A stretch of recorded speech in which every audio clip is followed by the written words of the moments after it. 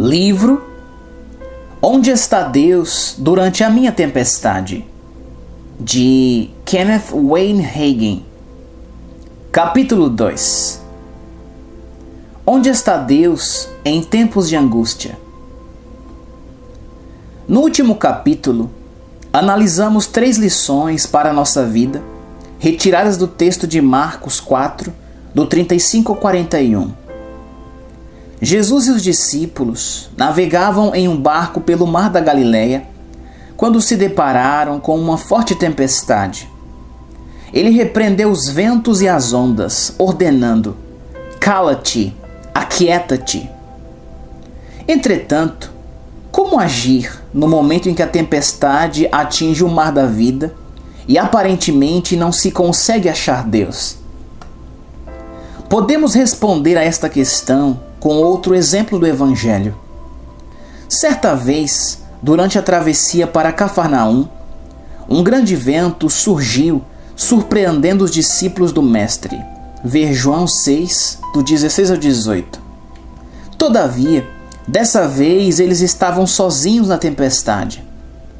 O Messias tinha acabado de alimentar uma multidão com alguns poucos peixes e pães.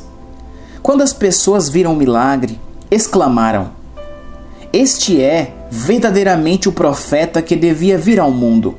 João 16,14. Jesus sabia que alguns homens tentariam fazê-lo rei à força. Por isso retirou-se sozinho para o monte e seus discípulos navegaram para Cafarnaum. João 6, do 15 ao 18. Sabendo, pois, Jesus que havia de vir arrebatá-lo para o fazerem rei, tornou a retirar-se ele só para o monte. E quando veio a tarde, os seus discípulos desceram para o mar, e entrando no barco passaram o mar em direção a Cafarnaum. E era já escuro, e ainda Jesus não tinha chegado perto deles. E o mar se levantou, porque um grande vento assoprava.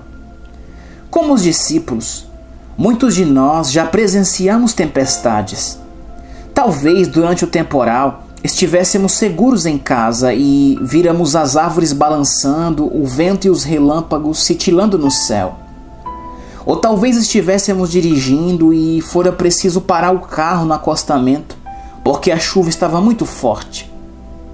Nos últimos anos, muitos norte-americanos passaram por situações terríveis devido a desastres naturais como o furacão Katrina. E relatos sobre episódios similares de destruição em massa causados por furacões, tufões e tsunamis tornam-se cada vez mais frequentes. Nem todas as pessoas já enfrentaram um temporal tão assustador que despertasse a atenção pública, mas muitas já passaram por tormentas pessoais. Refiro-me às tempestades da vida que algumas vezes podem ser tão intensas e devastadoras como as naturais.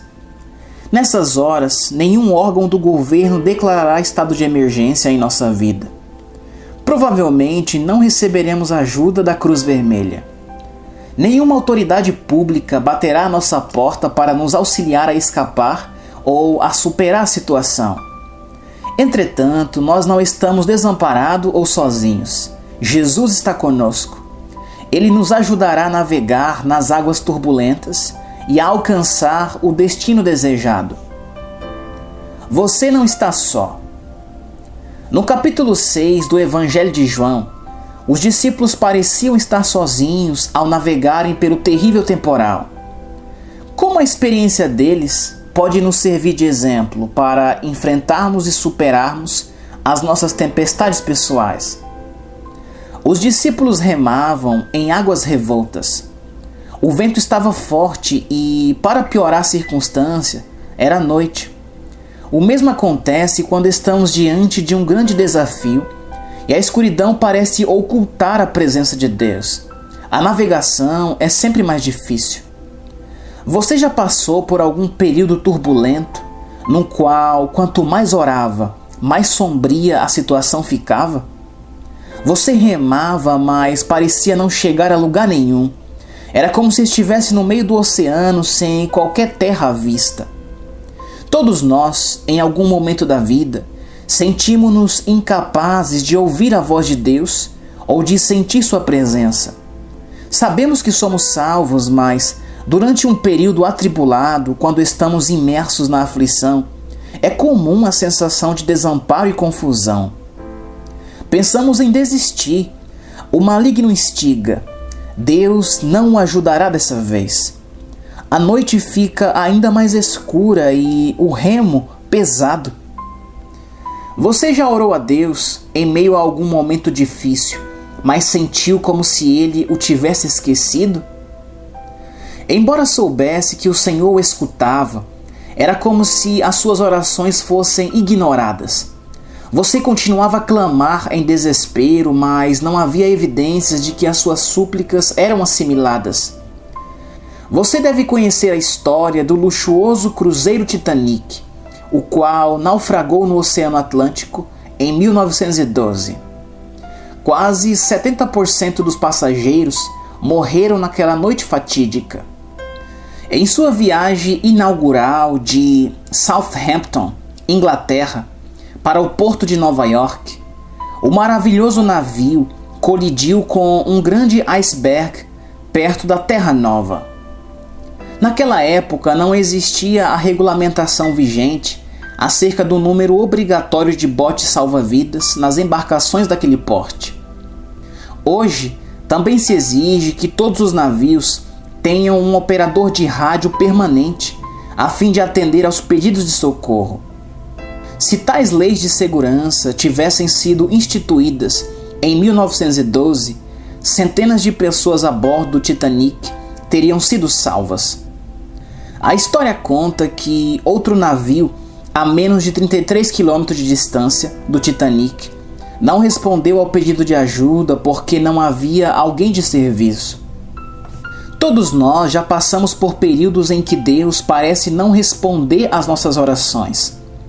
Desesperados, não conseguimos encontrar ajuda e ficamos sem esperanças.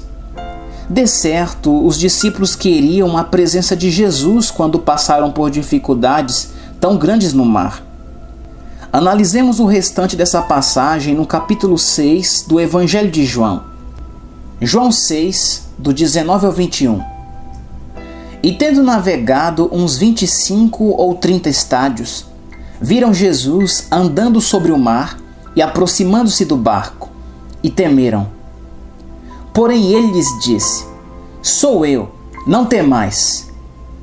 Então eles de boa mente o receberam no barco, e logo o barco chegou à terra para onde iam.